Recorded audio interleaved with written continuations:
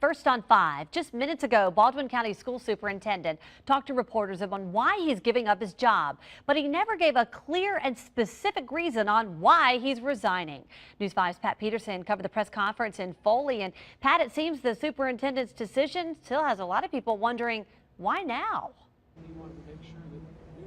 You're right, Devin. Still a lot of unanswered questions here. Dr. Lee says he's leaving now that the Board of Education, the school system here, is in the best shape it's ever been. But why give that up along with a six-figure salary? Now, Dr. Lee did talk to us. He did tell reporters that he's accomplished many of the goals that he hoped to accomplish since he's been here over the past 4 years, and says it's time to move on. But more importantly, perhaps, Lee is not sure that he would be able to get along with the new school board members. There are two that are going to be sworn into office in November, and those two new board members might change up some of the politics at the board right now when they take office in November.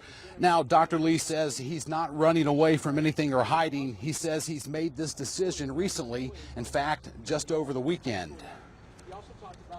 I have nothing going with any other company or any other school district. I'm not leaving to get away from something. I'm leaving because I believe it's in the best interest of our board and therefore the best interest of our children. It's difficult when things are status quo to get a board to really think in depth about what they want to do and what's important. Mr. Moore says he believes that the vision won't change, and I hope it doesn't.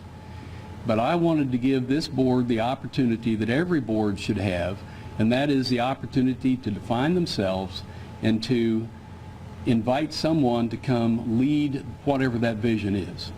I spent a lot of time on a tractor over the weekend, mowing pasture, and didn't have anybody to talk to, and so it came from inside of me, and that's my decision. We haven't had a chance to talk about it as a board, but we will be talking about it soon, and we will develop a plan of how we go about a superintendent search. We may decide to use a search firm. We may decide not to use a search firm. We intend to get on to this right away. Dr. Lee has given us some of his time for the next 90 days. He will be a great assistance in helping us bridge over that time frame, and we'll make some decisions as we go.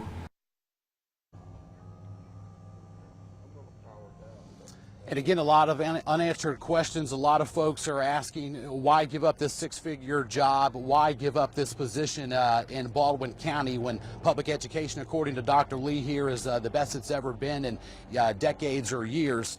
Now, again, Dr. Lee's last day will officially be November 1st. The school board should begin a national search to find Dr. Lee's replacement, probably within the next couple of days. Live on the Baldwin County beat, Pat Peterson, News 5. All right, thank you very much, Pat. Well, Dr. Lee's sudden and mysterious resignation leaves plenty of questions, one of them being, how long will it be until his replacement is found? News 5's JB Buno joins us live in the Web Center with more on that. JB? Yeah, Devin, Dr. Lee's decision to step down creates a major vacancy in the Baldwin County public school system, and it might be a while before a new long-term superintendent is put in place. According to the website for the School Superintendents Association, it takes an average of 6 to 8 months to fill a superintendent vacancy. Now, just as an example, the Guntersville School District in North Alabama just began their search for a superintendent, which won't result in a hire, they say, until December. The superintendent carousel is a very competitive one, with the average national salary at $145,000 a year.